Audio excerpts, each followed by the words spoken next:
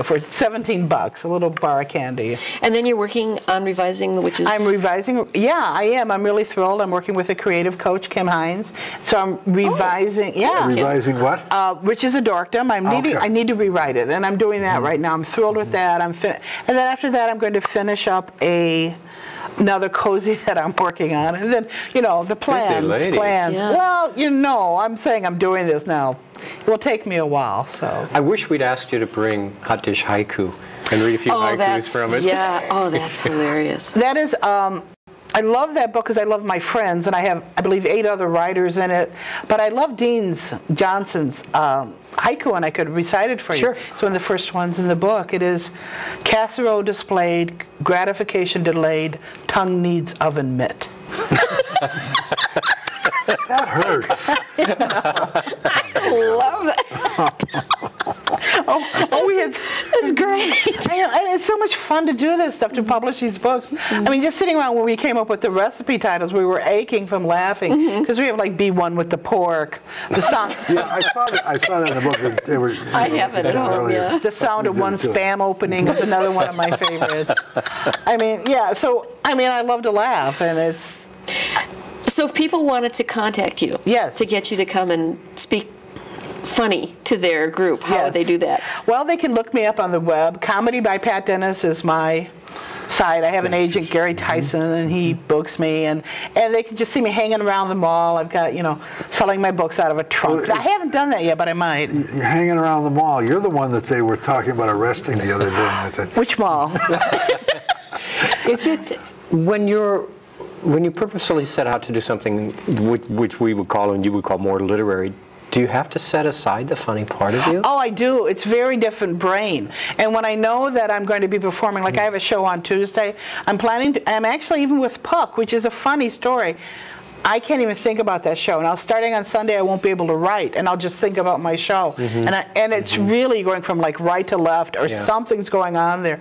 Where for personally, I'm very tunnel visioned, and I just have to focus on the writing, and then this other like manic, like I'm off my meds kind of personality comes out, and then I do the comedy, and then I take the meds, and I'm back to writing. So you're putting all these things in closets, in categories, so you can pull them out when you need to. Is it peace or is it Prozac? Okay, all right. Well, we have to mosey on down the trail. Oh, that was fun. So folks can take a look at some of Pat's titles, some of the other work that she has published, and we'll be back in a few minutes. Thank you. Thank you, Pat.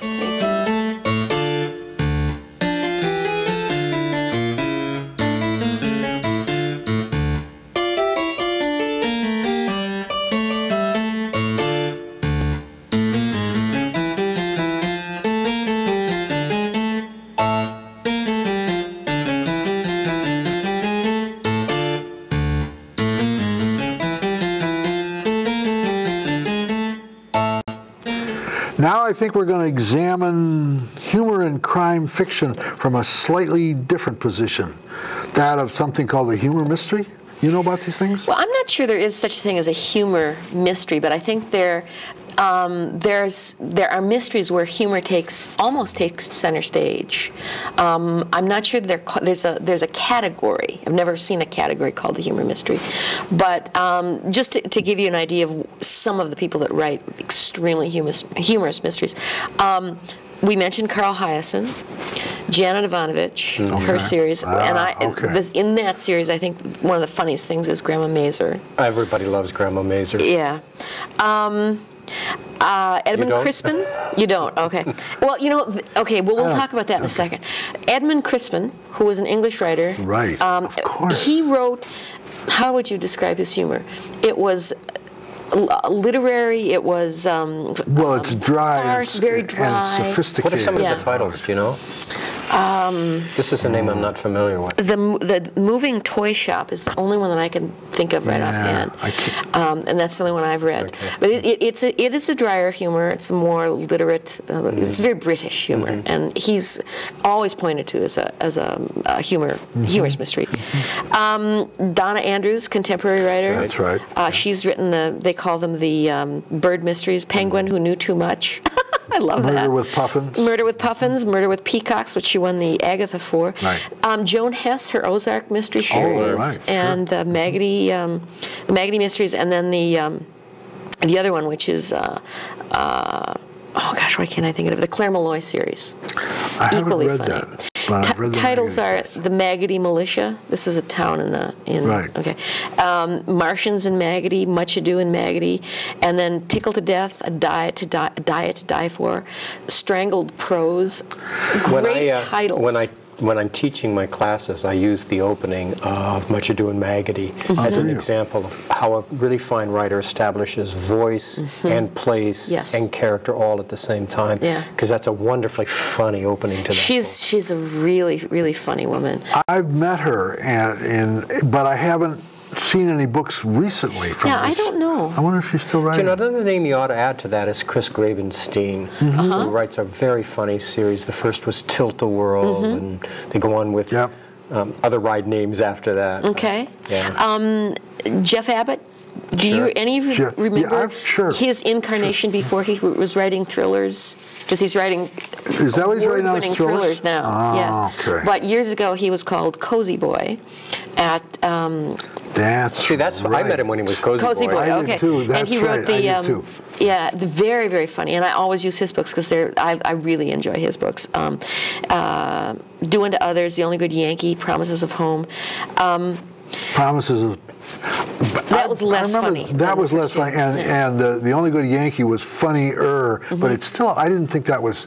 The voice is funny. Now let me ask you this question: a lot of the authors that you're naming that I know are authors that write in the more traditional vein. Right. Is there something about the traditional mystery that lends itself more to humor, or is it something about the darker that doesn't? Well, no, in thinking about this, that I was going to lead this section, I think that there's humor in both, but I think they're different. They're different kinds of humor. The lighter mysteries, I think that the more cozy, the more traditional, do have more humor in them.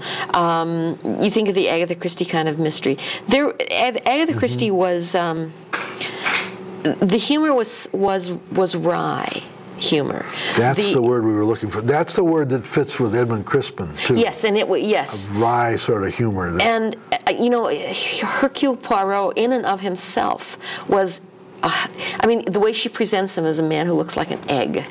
I mean, it's funny. The character starts out as funny, and I think a lot of those books are funny in that way. But you mentioned it before. The hard-boiled mystery, you get wise guys. Yeah. And wise-ass humor. Wise-ass humor, right. Wisecracks and that sort of thing. And so there's humor in both, but they're different kinds of humor. Sure. Well, it's like one of my favorite authors, Richard Prather, whose books I laugh out loud at, but they're not funny inherently. There are funny scenes that make you laugh because it's a satire more than jokes. Another author who's made me laugh, who I don't think of as a author of funny books, is Robert Parker. I think some of the dialogue, particularly that he uses, is it's very snappy. Yeah, that's true. Someone once said that dying is easy, but comedy is hard. You've heard that? That's true. Edmund Kean. Yeah, that's who. Well, that's a good way to end. Oh. Because we're running out of time. And I had a question that I wanted to ask. Too late. All right. That's it for this program. And I want to thank Pat Dennis and Ellen Hart and Kent Kruger for a very funny program. You can get additional information at our website, www.minnesotacrimewave.org, and there you'll find links to previous programs, and you can learn about the books we've written, and you can also subscribe to our occasional newsletter. To receive a list about the books we've talked about here, email us, minnesotacrimewave@yahoo.com. And be sure to mention the title or number of the program that you're writing about. This was episode number 19. So we'll see you next time, and as always, read more mysteries.